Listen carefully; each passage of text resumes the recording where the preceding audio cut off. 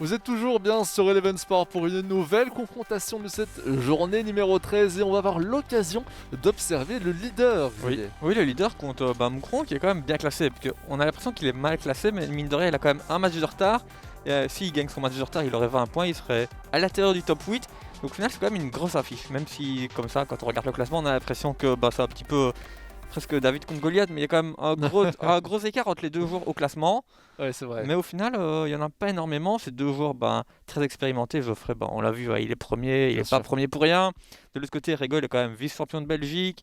Il montre toujours des belles choses. Donc je pense qu'on peut s'attendre à un match assez fermé, assez tactique. Oui, tout à fait. Deux joueurs qui ont un style de jeu aussi relativement similaire. Ce sera intéressant de les voir s'affronter. Et puis, là où du côté de Jules Tower Game, on est pratiquement assuré, je pense qu'on peut le dire, on est assuré de Mm. top 8 à la fin de la compétition. Avec ses 32 points, on le rappelle, vraiment une compétition incroyable proposée pour l'instant par Geoffrey Mécou.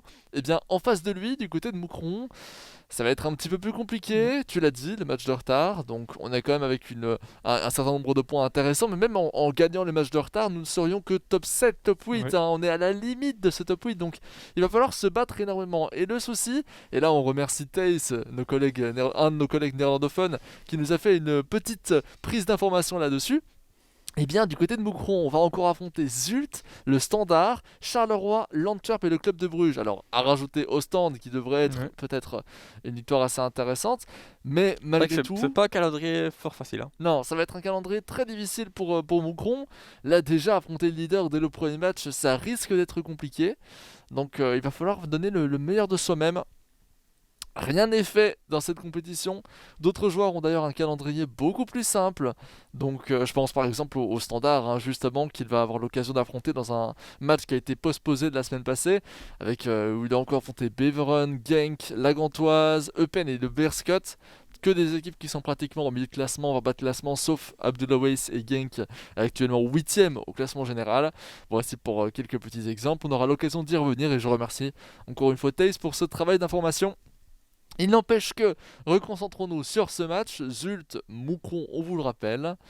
Deux joueurs qui, je pense, se connaissent quand même relativement bien. Ils ont connaissance des points forts, des points faibles de leur adversaire.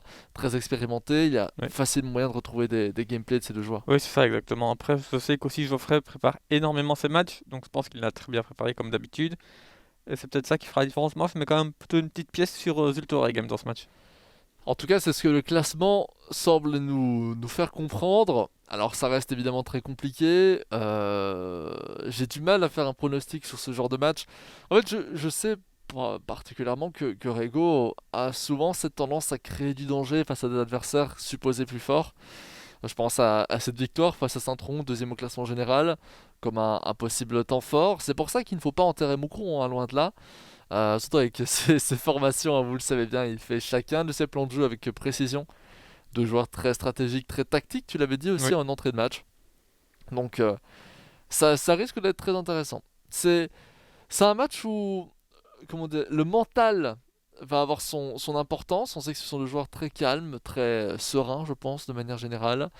Encore plus, du côté de Zult, on a parfois un petit peu plus la frustration qui ressort, mais vu sa position dans le classement général, ça ne devrait pas être le cas. oui, non, voilà, je pense que voilà, il a une situation très très confortable. Il peut voir venir. Donc de manière générale, il n'a pas forcément trop de pression à se mettre. Après, on sait que c'est un grand compétiteur. Il veut toujours gagner. Donc mine de rien, je crois qu'il va quand même s'en mettre une petite. Il pas que c'est le seul joueur de cette compétition encore invaincu. Oui, deux petits matchs nuls contre le club de Bruges et contre Waasland Beveren. Assez surprenant d'ailleurs. Mais de Ouais, manière générale, voilà, il s'est fait surprendre. Il a toujours bien réagi, mais au final, il ne perd pas. c'est vrai. Et il a réussi à l'emporter face à ses deux principaux concurrents. Durant le match précédent, notamment cette victoire face à Saint-Tron, qui avait été particulièrement, j'allais dire, évidente, Oui. disons plutôt imposante. Une belle victoire de Zult. Et puis c'est un joueur qui fait énormément peur. Vous avez pu le suivre d'ailleurs durant la journée précédente. On a vu les capsules du club de Bruges qui disaient clairement, Quentin Sini, quatrième du classement général, malgré son nul qui a été pris depuis, que c'était un adversaire redoutable, très très fort. Allez, lancement de cette confrontation. Zulte Game contre le Royal Excel Moucron. Un match, on l'a dit, très très important, surtout pour Moucron. Et puis évidemment pour le suspense et pour la beauté de ce jeu et de cette compétition.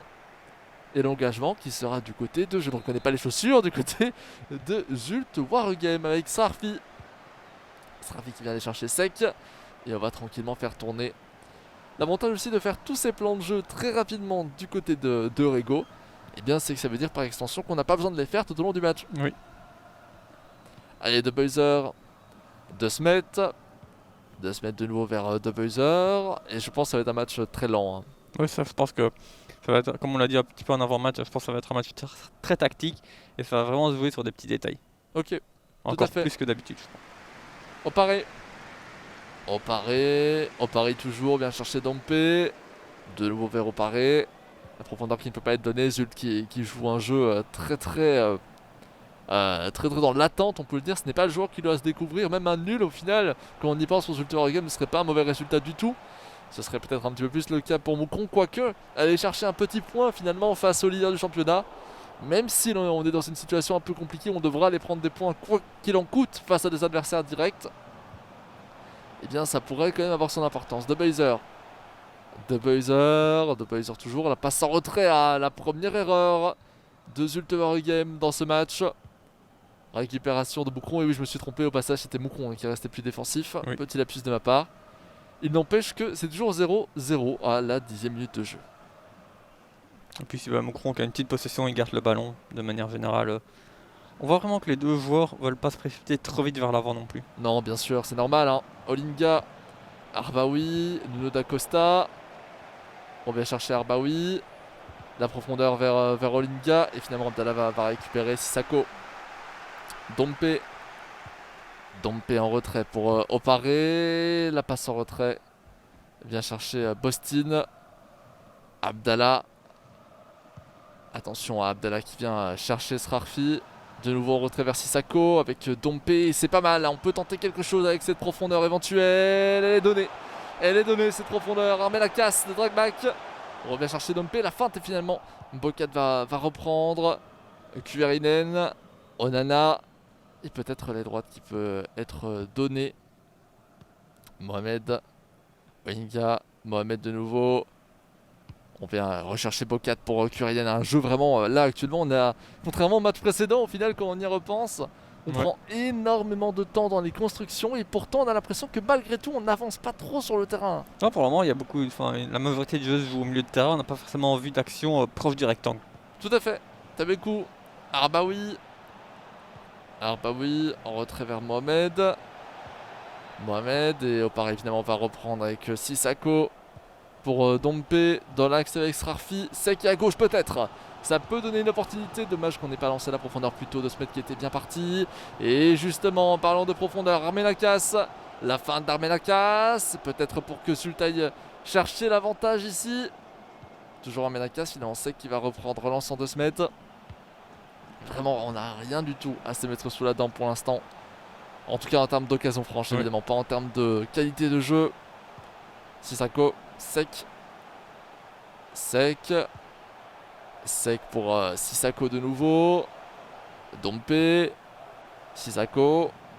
On va conserver ce ballon très tranquillement. Avec l'avantage qui est laissé justement par le leader au rappel actuel du championnat, qui doit avoir une possession là je pense qui avoisine les 70%. En tout cas on doit pas en être très très loin. De se mettre dans cette poussée de ballon finalement qui va être récupérée par Serrani. Mais là on voit vraiment que Zult il voulait faire la différence, il en a marre, je vais pas dire marre de conserver le ballon, mais je pense on devait pas en être très très loin, il a voulu vraiment essayer d'accélérer pour faire la différence au risque de perdre le ballon. Et oui. Mohamed Dacosta, le point, Mohamed le point. La pause qui est d'ailleurs déjà demandée par Zult. D'après toi pourquoi? Je pense qu'il va peut-être faire quelques ajustements tactiques. Mohamed, Olinga parce qu'évidemment pour l'instant ça ne marche pas non plus pour Zult. On s'annule réellement du côté de ces deux joueurs. Alors que sur le papier ça ne devrait pas spécialement être le cas. Le point.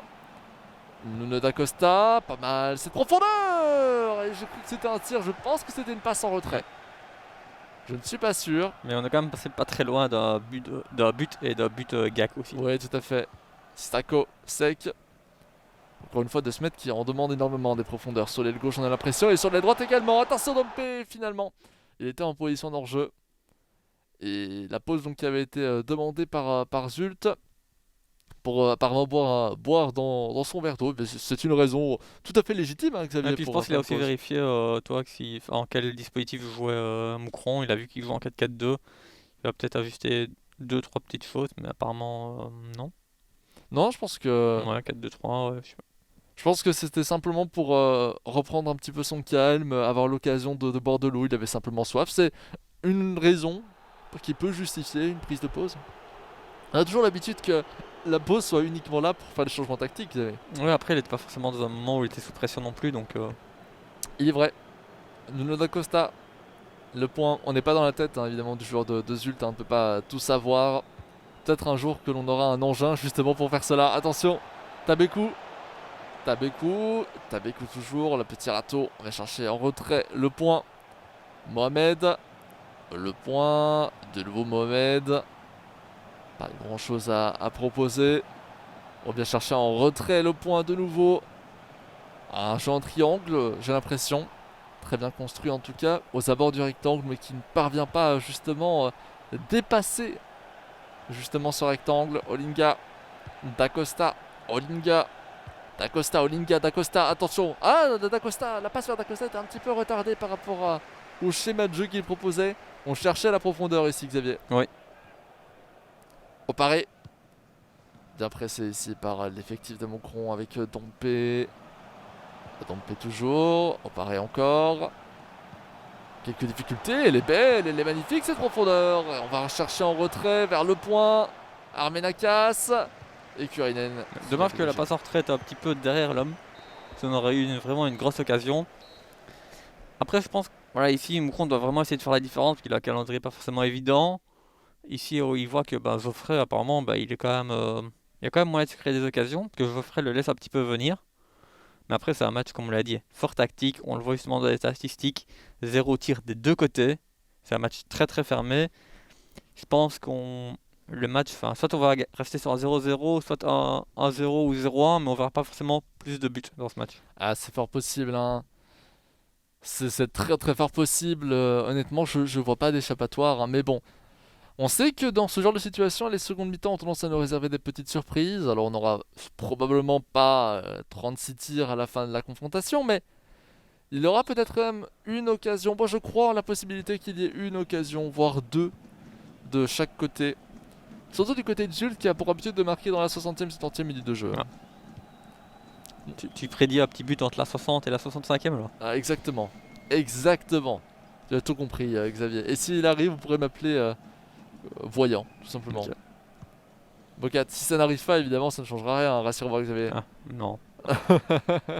Xenas, Mohamed, Olinga, et on revient en retrait à chaque fois. Voilà, le souci, c'est que une fois qu'on atteint l'attaque hein, de cette composition de Moucron, l'aile gauche, l'aile droite, même le buteur hein, de l'effectif, on est obligé de constamment revenir en arrière, mais on gagne de l'espace, on gagne, comment dire, oui, il n'y a pas meilleur mot que l'espace sur le terrain en réalité. Oui.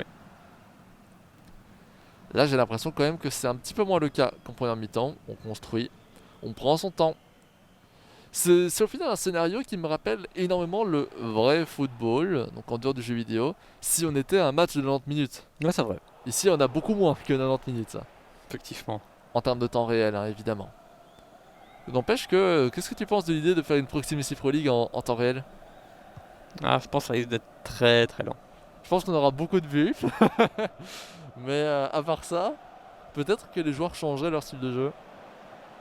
Il faudrait trouver des anecdotes sur chaque joueur de l'effectif. Oui. Un peu à la manière du vrai football. Ça perdrait aussi un petit peu en valeur évidemment vu que ces anecdotes se concentrent sur les joueurs du 11. Hein. Oui. Alors qu'il faut majoritairement plus se concentrer sur les joueurs qui ont la manette. La petite fin de Dacosta. Et on tente d'aller chercher la profondeur. Alors que pendant qu'on vous analyse tout cela, pendant qu'on se permet même une petite digression, eh bien il ne se passe toujours pas grand chose dans ce match. Non, les deux joueurs se neutralisent très très bien. Ah là, effectivement, difficile de trouver mieux que neutraliser comme verbe pour exprimer cette confrontation. Attention, on arrive à la 60e. Hein. On doit avoir un but dans Ah, 5 minutes qui excuse-moi, j'avais oublié. Regarde, c'est justement Sutter Game qui a le ballon. Avec De Weiser. Tu vois, il va marquer là. Ah, c'est sûr. De Weiser. Et voilà, regarde. Regarde, je vous l'ai dit. La profondeur pour De Smet. De Smet, le petit passement de jambes, on revient chercher Sec. La feinte de Sec pour face à l'anticipation de passe proposée par le Royal Excel Moucron. Sissako, Sec, double contact. La feinte, je commence à avoir un petit peu peur pour mon pronostic, il va falloir marquer plus rapidement le Zult. Sec et évidemment non, je me suis trompé Xavier, excuse-moi. Ça peut arriver, ça peut arriver. Ça peut arriver. Et d'ailleurs, à ton tour de nous faire un pronostic 0-0 ou un but, et si oui, dans quelle tranche? Moi je dirais entre la 85e et la 90e. À l'instant Rigaud? Oui. Allez, l'instant Rigaud. Mais de quel côté, je sais pas, mais... L'instant Rigaud, peu importe le côté. Sissako, Srarfi Sec.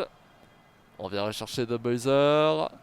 Avec 2 Smet et on peut pas donner cette profondeur. Regardez comme c'est bien anticipé à chaque fois du côté de Moucron. Hein. On bloque et le centre tendu. Le centre tendu. 1-0 pour Zult. La seule petite, et encore pourrait-on réellement parler d'erreur du côté de Moucron, je dirais plutôt l'éclair de lucidité. J'étais 3 minutes à l'avance. Ouais, c'est ça. C'est mieux d'être en avance plutôt qu'en Oui, retard. tout à fait. Évidemment, rappelez que j'avais fait un pronostic sur la 60-65e minute de jeu. Et bien, nous sommes à la 68e et le but est finalement marqué par Zult. C'est le genre de centre où on ne peut pas vraiment défendre et c'est quand même malheureux. Enfin, c'est très bien joué, mais c'est quand même toujours un petit peu ravant quand on le prend. Ouais, absolument. Ça se joue sur des détails. Je sais pas si Rigaud, j'ai souvenir, mais j'ai besoin de confirmation et peut-être que je me trompe. Donc prenez des pincettes avec ce que je vais vous dire ici. Mais j'ai l'impression que Rigaud, on a déjà mis aussi des corners, pas des corners, des centres tendus. C'est possible, mais voilà, venez pas la formation. J'ai Pas envie de souvenir m'avancer non plus, mais... d'un centre tendu. Par contre, ça risque d'être très compliqué. On voit vraiment Geoffrey qui prépare son système ultra défensif avec ses 5 défenseurs. S'il passe en 5 défenseurs, j'ai l'impression que Rigaud va pas vraiment pouvoir se créer d'occasion. Non, malheureusement, oui. Déjà qu'il y avait des difficultés à le faire lorsqu'il avait une structure, une formation plutôt, on va la qualifier de Offensive, équilibrée. voilà, équilibré, offensive. Un 4-4-2, c'est pas forcément le truc le plus défensif qui existe au monde. Donc, Oui, c'est clair.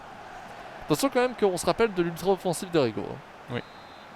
Il change radicalement de jeu lorsqu'il est mené et qu'on approche de la fin d'un match.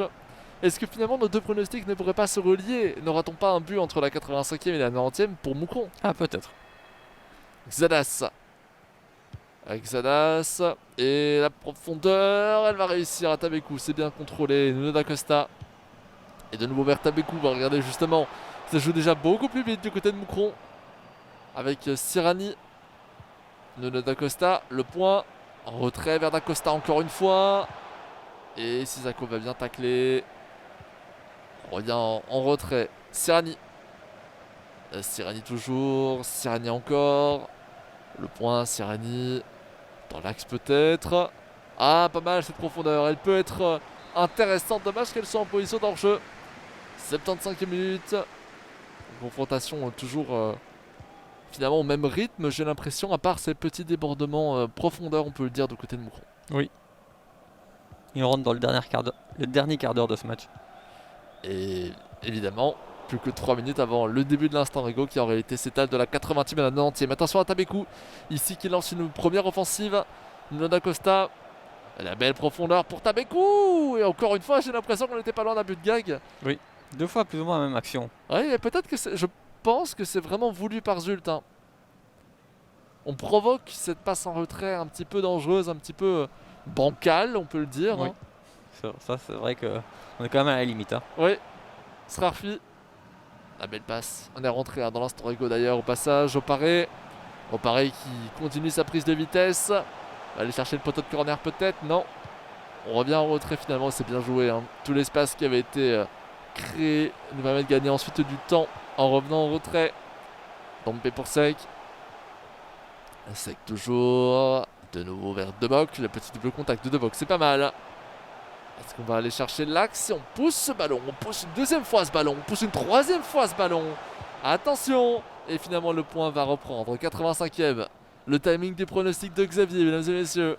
Ouais. Est-ce qu'on va rentrer? On va voir ce petit but. On va peut-être le voir ici avec le point qui tente de chercher cette profondeur. Elle va être tout juste. Attention! Et Kurinen qui a tenté le centre. Première intention, c'était la seule possibilité. La balle qui restera pour Moucron. Le point.